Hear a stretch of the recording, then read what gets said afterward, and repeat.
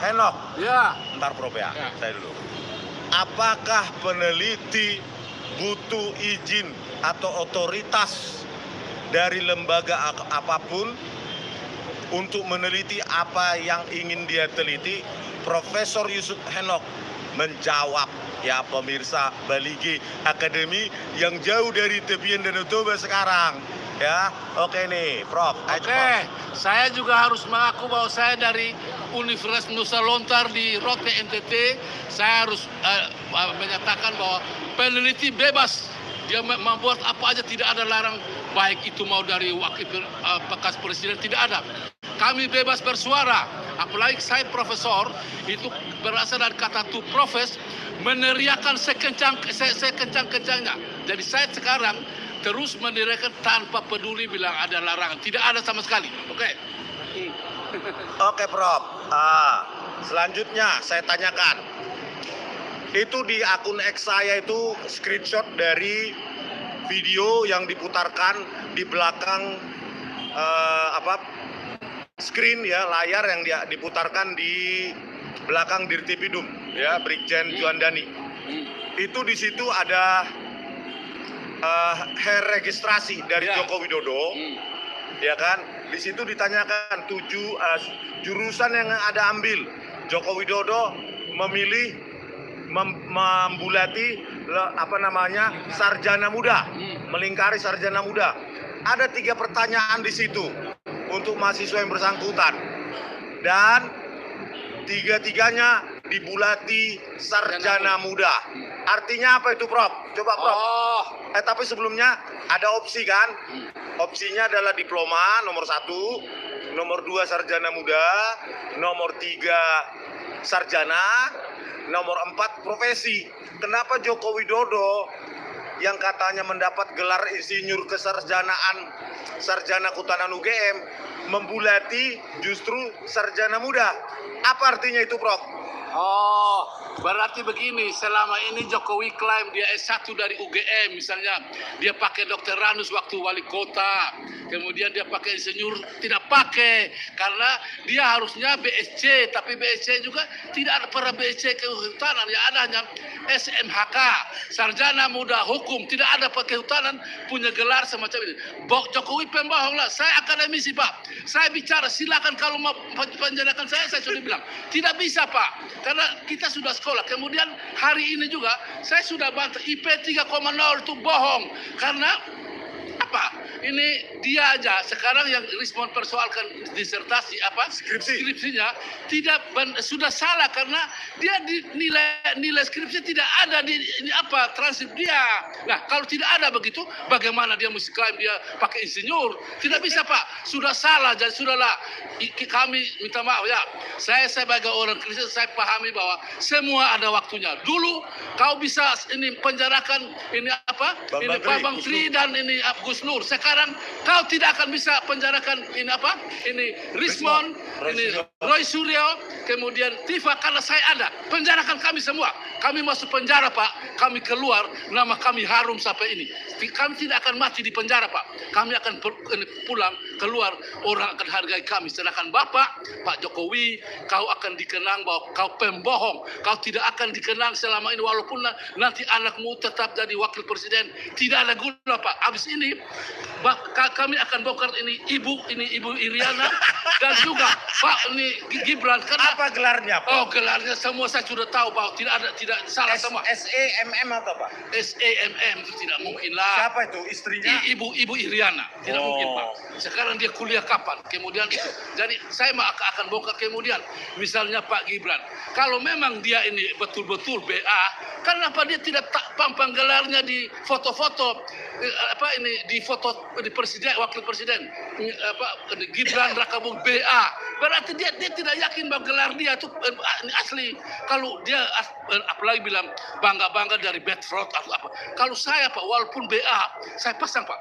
Jadi contoh misalnya ini Yusuf Kala, dia begitu tapi dia tetap pakai Dr. Ranus. Itu asli, bukan kayak Jokowi yang Dr. Ranus di ini Solo palsu, Pak. Oke, Prof. Di akun X saya juga. Di situ ada transkrip nilai. mata kuliah pilihan 34 SKS atau 34 kredit. Sementara mata kuliah wajib 88 kredit atau SKS. Total hanya 122 SKS. Tidak ada nilai skripsi, tidak ada nilai KKN. Tidak ada. Di dalam transkrip nilai itu. Artinya apa itu, Prof? Apakah bersesuaian dengan bulatan sarjana mudanya itu di form registrasi itu? Oke, Prof. Pak, kalau itu sudah yang Pak ini sudah dilingkar itu benar. Kan yang lingkar Jokowi sendiri, ya kan? Waktu dia registrasi kan dia lingkar itu, berarti dia benar itu. Nah sekarang coba, kenapa kau lingkar di ini sarjana muda, kemudian kau sok-sok pakai dokter Ranus atau pakai insinyur? Malu sekali. Sebagai akademisi Pak, kami sudah anggap bahwa itu sudah penipuan akademis yang tidak bisa dimaafkan oleh siapapun. Itu salah Pak. Jadi saatnya sudahlah jujur, kemudian pasti kalau Pak jujur katakan maaf rakyat itu saya salah, kami akan balik dukung Bapak Pak sampai sebelum Bapak. Jadi saatnya sudahlah kita harus jujur karena ini pendidikan Pak. Kalau dulu Pak bisa masukkan 2 orang itu, kali ini Pak saya jamin tidak bisa Pak, karena kami berdasarkan kebenaran dan ilmiah tidak bisa diintervensi oleh politik Pak. Terima kasih Pak. Oke, Prof. Kita sekarang tanya bagian hukum. Bang Nelson Simanjuntak. Siapakah dia? Doktor. Tentu kalian paham Dr. Nelson Simanjuntak. Calon profesor Pak, calon profesor. Kasus Joshua Huta Barat. Ya, di situ sama dengan Bang Kamarudin sama Ibu Irma Huta Barat. Ya, pejuang-pejuang keadilan termasuk Martin Lucas Simanjuntak. Nah, ini kita hadirkan seorang ahli hukum, Dr. Nelson Simanjuntak. Bagaimana konstruksi hukumnya ini? Karena saya butuh kali masalah hukum ini ya. Kita tanyakan. Saya geser dulu HP ini. Oke Bang. Ini Bang. Geser Bang. Cukup nggak Bang? Baik. Oi, halo pirsawan dimanapun berada. Balik ke Academy Bang. Selamat malam. Ini kami bagikan di Jogja ini, di tepi jalan si miskin menjerit. Ada catatan tadi, udah masih live terus ini? Live Bang. Dari sisi hukum sebenarnya persoalan ijazah palsu tidaknya. Pertama ada alat bukti. Alat bukti itu KUHP kita minimal 2. Benar enggak? Selama ini Agak buah Bang, suaranya Bang, agak buah. selama ini Pak Rismon Sianipar sama profesor dari kampung NTT Pak Yusuf Henok, selalu mereka mencari akar permasalahan itu. Teori hukum, kebenaran material itu harus nyata, tidak ada karang-karangan. Ada teori dari Ulpianus, dia katakan Hanesti vivere, sum quique tribuere. Baru satu lagi alterum non laedere. Hiduplah yang jujur kawan. Jangan sampai membuat geger di negeri kita ini. Contoh, kembali sama laptop kita. Apa sih susahnya kalau ditanya apakah Nelson Simanjuntak ijazahnya dari mulai SR, SD, SMP, sekolah teknik menengah, dan seterusnya. Baru habis sekolah itu kubikin di dalam sama di luar negeri. Susah membuktikan ini. Bapak-bapak, rekan-rekan Bayangkara, ini yang harus dikejarnya. Sebelum dia masuk ke progres, baik ke kejaksaan, pengadilan. Jadi kita harus membantu bahwa trias politika di negara ini, by John Locke, Montesquieu, Sianipar, ini harus jalan. Nggak ada tipu daya, nggak ada tipu-tipu. Kalau sudah dari birokrat yang menjalankan regulasi tadi, dari parlemen yang buat regulasi dan menjatuhkan vonis demi keadilan berdasarkan ketuhanan yang Maha Esa, ini baru dunia peradilan di Indonesia. Mari kita buktikan dengan tidak mendahului keputusan pengadilan, jurisprudensi yang ada. Ini sangat menarik sekali, sebuah kasus yang terjadi di bumi Indonesia. Jangan dilupakan, 2 kali, 4 kali kita tetap amandemen Undang-Undang Dasar 45, Undang-Undang Dasar milik kita fundamental itu, Indonesia masih negara hukum, bukan negara omon-omon, bukan negara ecek-ecek. Kami menganut paham itu. Jadi mari kita buktikan, kami siap sedia membantu, memfasilitasi kebenaran material itu.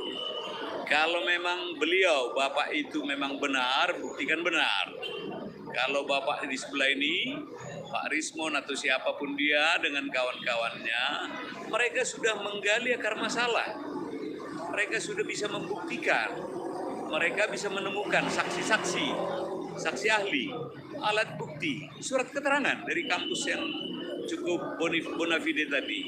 Apalagi baru nanti keputusan hakim yang menyatakan bahwa ini adalah final.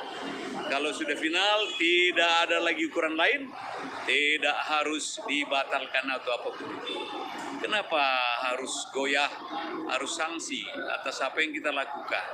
Di dalam pasal 28 ayat Charlie, 28 Charlie, Undang-Undang Dasar 45, memajukan Indonesia Raya hanya satu.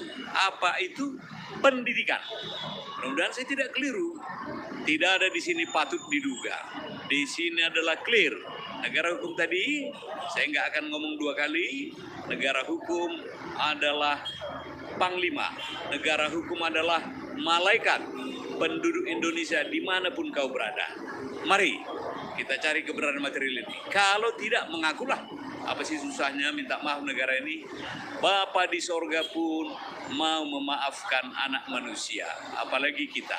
Kita sudah berkarya, berjaya negeri ini. Kita teruskan. Jangan larut kita hanya sebuah persoalan noktah kecil. Masih banyak lagi yang bisa kita lakukan di negeri ini. Supaya Indonesia yang pernah dikatakan pemimpin terdahulu, Gemah Ripah Loh Jinawi. Saya ini lahirnya sebenarnya di kampung Jawa bagian tengah ini.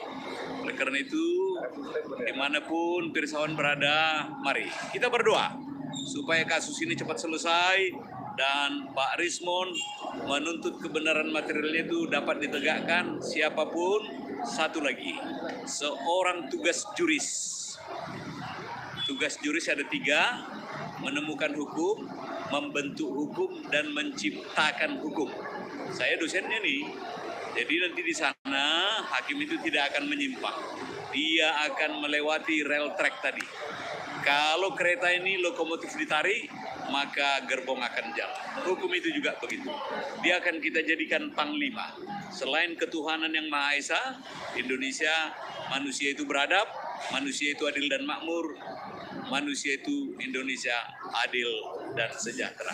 Hiduplah Indonesiaku, jayalah negeriku, jayalah mereka-mereka yang mau mengabdi sama Republik ini. Sekian, adios, permios, horas, wassalam. Kami kembali ke studio. Oke Bang, statement lagi.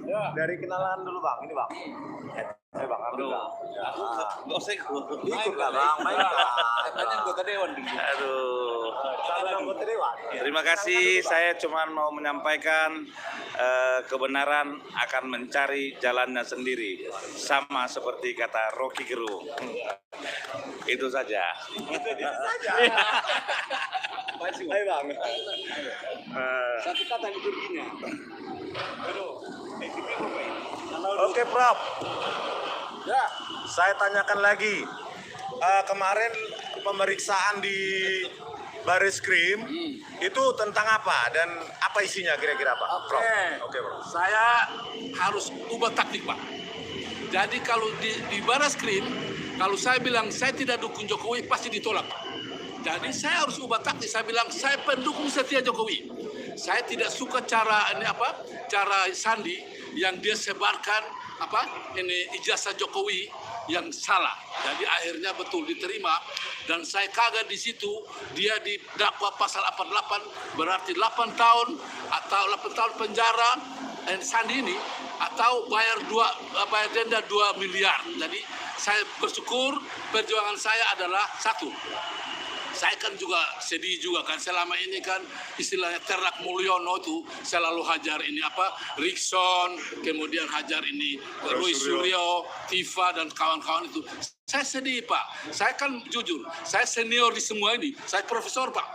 Jadi saya bilang, misalnya mereka saya anggap bahwa ini anak buah saya, karena mereka masih dokter, akuilah. Makanya saya tidak setuju kalau anak buah saya dipenjarakan oleh Jokowi gara-gara ijazah ini. Makanya saya putar otak. Jadi sekarang bagaimanapun Barreskrim harus ini lanjutkan kasus ini, karena sudah terima. Jadi saya dengan adanya ini, istilahnya kedudukan makin satu-satu. Jadi kalau ini Jokowi dapat 3 orang, saya dapat 1 orang sudah pasrah. Tapi sekarang kan 3 orang ini belum ada dipanggil untuk ini apa bicara. Belum ada pun misalnya dipanggil sebagai tersangka belum kan. Tapi yang pasti ini Sandi tidak pasti kalau dia ini dipanggil sebagai tersangka langsung ditahan karena di atas 5 tahun. Dan itulah perjuangan saya untuk menyelamatkan NKRI. Kasihan kita sudah lama, kita sekolah tinggi-tinggi, profesor di Indonesia sudah ribuan. Di mana seluruh itu?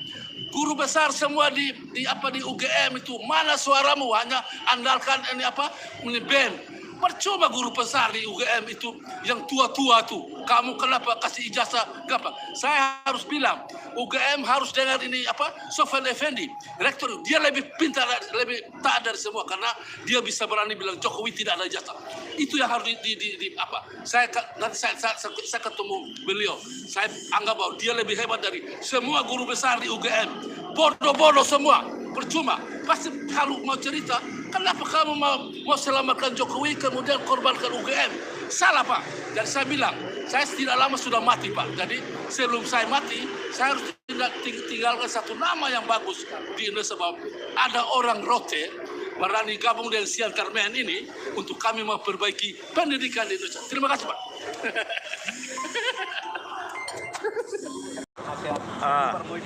Sianipar.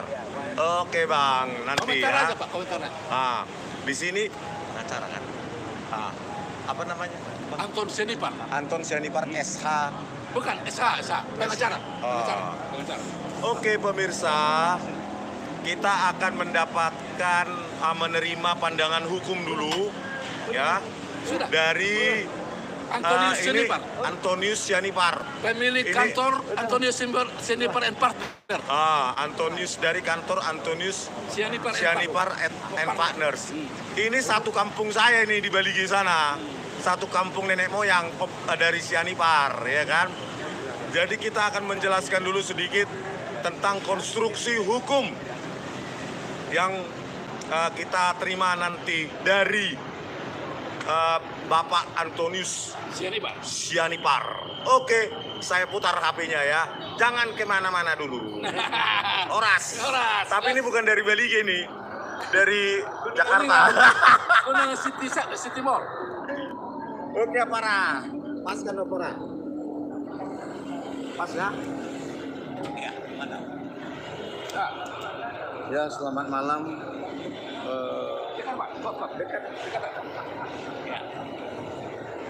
Kita butuh dukungan moral daripada teman-teman yang cinta dengan kebenaran.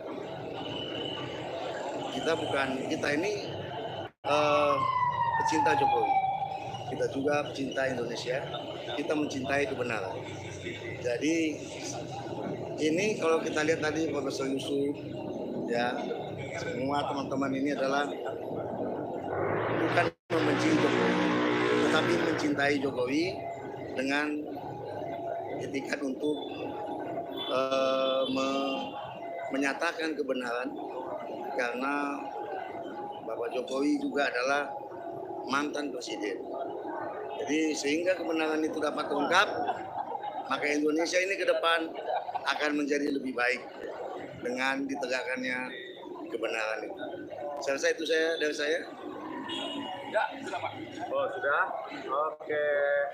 Pak Antonius Sianipar ya, satu kampung. Ini semua Perbaligi semua ini.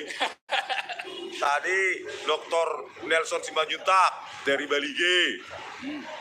Ini Bapak Apara saya. ya kan, Antonius Sianipar, jelas itu dari Bali G. Tetangganya Luhut Binsar Panjaitan kami semua. Kalau Luhut Binsar Panjaitan dari desa Simargala di Laguboti, ya banyak kemiskinan di situ. Pak LBP, tolong dilihat dulu, ya, Indonesia benar-benar gelap, kemiskinan di mana-mana. Benar itu, 172 juta ya rakyat miskin atau 60% dari penduduk Indonesia, itu versi data dari Bank Dunia, ya. Jadi Indonesia itu benar-benar gelap. Ya, itu produk dari siapa? Ya rezim Joko Widodo. Ya, 10 tahun menghasilkan 8.500 triliun. Dan tahun ini Indonesia harus membayar sekitar 803 triliun pada bulan Juni, bentar lagi. Ya. Jadi begini, kita kembali ke topik awal. Tadi kan sudah masalah registrasi sarjana muda, total SKS 122 SKS, tidak mungkin sarjana itu cuma 122. Kalau 120-an menurut sejarawan Leiden University, katanya itu ya sarjana muda. Itu ada di podcastnya Hersubono Point, ya, Hersubono Point. Itu bisa kalian dengarkan. Nah, kalau saya ya dengan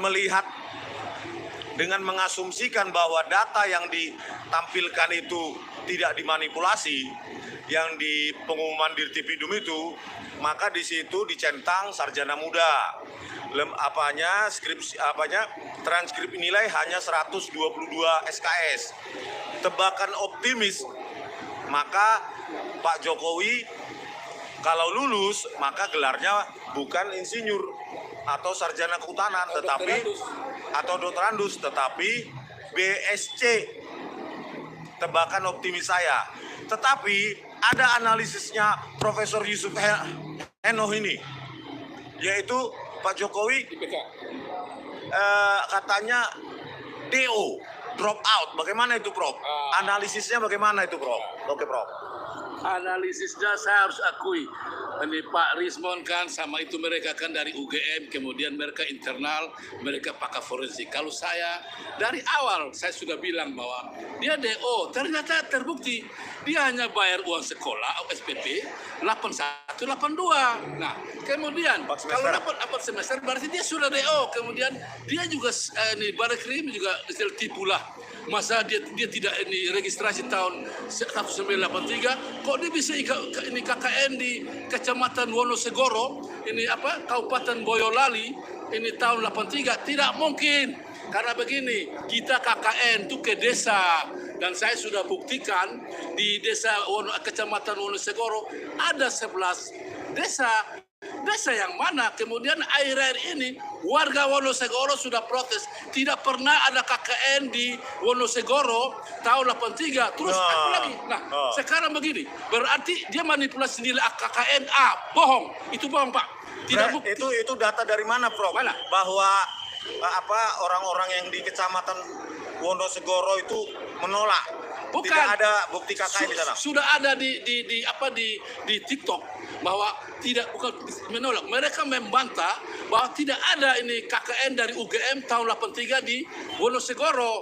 Berarti sudah benar bahwa jadi nilai A yang dia ngaku KKN itu tidak ada. Nah, kalau nilai A KKN sudah tidak ada, berarti kemungkinan dia sudah mendekati ke IP di bawah 2,0 karena banyak sudah ini. Nah, kemudian saya mau bilang, Pak, ada manipulasi, Pak. Saya tidak tahu nih bagaimana mata kuliah di UGM.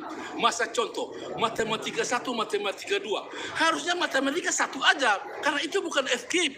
Kalau dia jurusan ini FMIPA, matematika pasti ada matematika 1, matematika 2. Nah, di Transmedia matematika 1 luluslah, tapi matematika 2 D.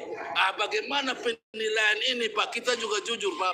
Kalau di Fakultas Kehutanan sama dengan saya di Fakultas Peternakan Undana adalah matematika 1 aja, tidak ada matematika 1, 2. Jadi terserahlah. Nanti saya bicara begini, kalau moga-moga ada dari UGM membantah saya, kalau saya salah ya wajarlah, saya minta maaf. Kan saya sudah bilang, saya guru besar, kami guru besar atau akademisi, kalau salah minta maaf, wajar. Kami bukan politisi, jadi harus selalu bertahan benar-benar terus. Terima kasih, Pak. Oh gitu Pak ya. Jadi DO itu berdasarkan pernyataan Jokowi sendiri. IPK-nya di bawah 2 dan KKN-nya di kecamatan kecamatan Wonosegoro. Tidak ada desa. Tidak ada desa. Nah, tidak mungkin di kecamatan. Tapi kenapa dia dapat nilai A? Nilai A di Begitu. KKN. Jadi itulah ya. Jadi tadi sarjana muda di form registrasi, belum lagi jumlah SKS hanya 122 SKS, belum lagi KKN-nya di semester ke-6, padahal IPK di bawah 2 pengakuannya. Jadi inilah kejanggalan-kejanggalan ini justru memperkuat analisa kita bahwa lembar pengesahan skripsi dari Pak Jokowi itu palsu. Ya, Karena tidak ada KKN di transkrip, Pak. karena tidak ada KKN juga di transkrip nilai. Nah, KKN ada, Pak. Skripsi. Oh, skripsinya nggak ada. Ya, jadi itulah ya yang perlu dijawab. Ya, bagaimana ini UGM juga harusnya jujur, ya kan, supaya menyudahi ini. Kalau misalnya Pak Jokowi nggak DO dan mendapatkan gelar BSc, ya sesuai dengan form registrasi yang sarjana muda itu, ya sudah mengaku saja bahwa saya gelarnya sebenarnya BSc. Ya, ijazah yang beredar itu tidak benar, palsu. Ya sudah selesai kan? Gitu, itu baru seorang negarawan, ya nggak Prof? Iyalah. Ya kan, akui saja gitu. Ya kan? Karena kalau dia hanya terdaftar di program studi atau jurusan sebagai mahasiswa sarjana muda, ya memang tidak ada skripsi, selesai masalah. Tidak ada skripsi di sarjana muda. Ya sudah selesai di sini permasalahan ini. Jadi UGM sudahlah jujur saja. Kenapa itu? Dijawab dulu. Kenapa pendaftaran ulang dari Pak Jokowi itu sarjana muda? Ya sudah selesailah di situ. Akui saja bahwa Pak Jokowi terdaftar sebagai mahasiswa sarjana muda.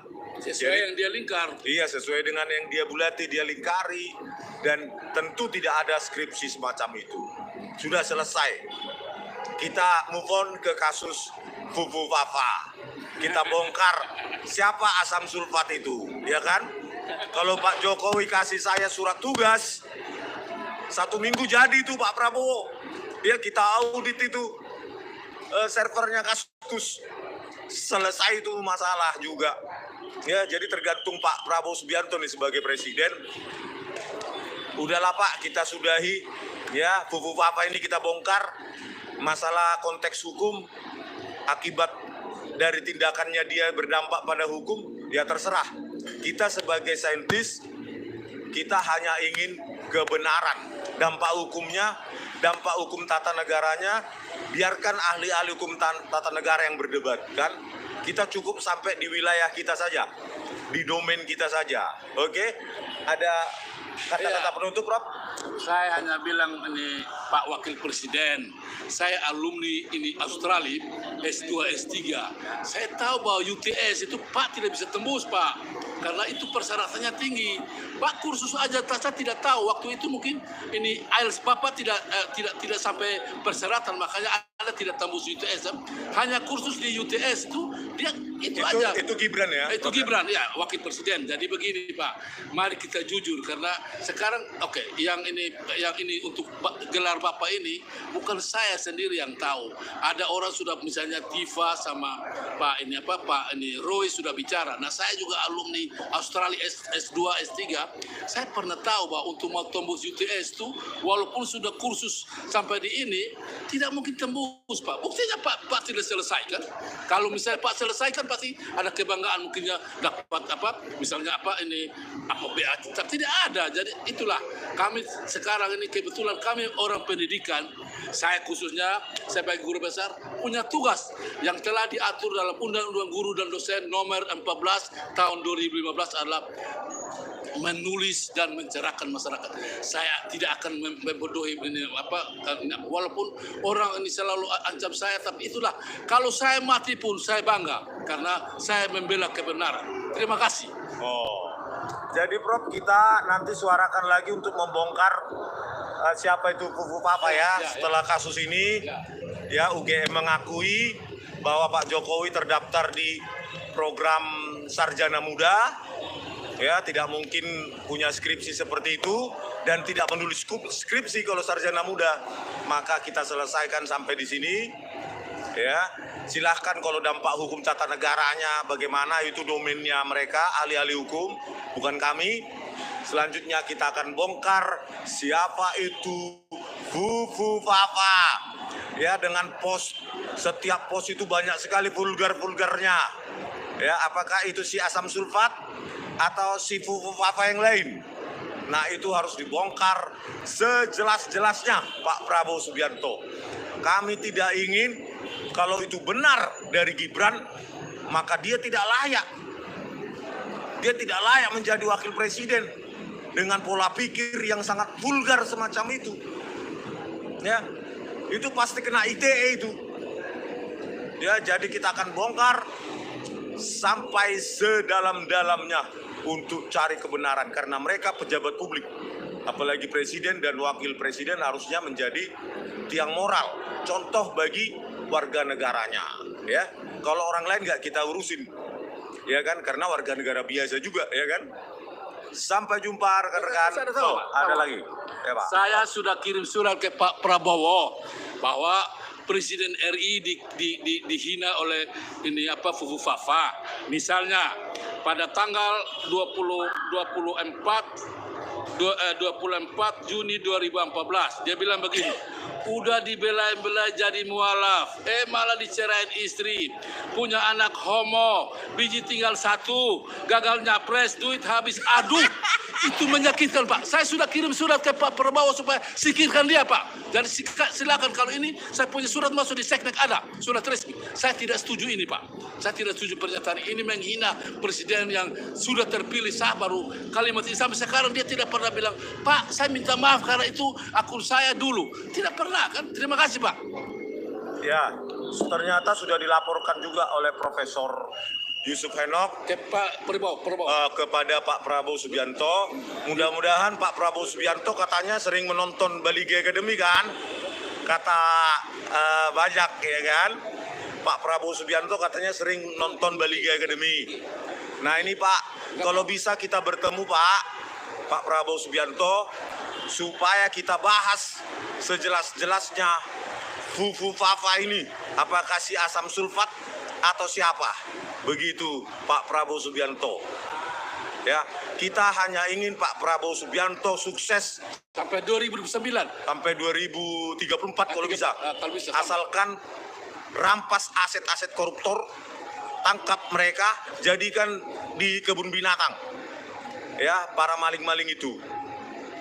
Benahi dan reformasi hukum sehingga rakyat menjadi sejahtera. Kita ingin ya minimum UMR Pak Prabowo 3 kali lipat lah dari sekarang, 15 juta. Karena kita kok kalah sama Malaysia. Ya kan? Malaysia sendiri sudah berapa itu? Mungkin 10 sampai 15 juta. Kalah kita. Ya. Reformasi hukum Pak Prabowo. Sampai jumpa Pak Prabowo. Semoga usul kami berjumpa itu diterima Pak Prabowo Subianto. Horas, udah kan Prof? Ya. Oke, horas.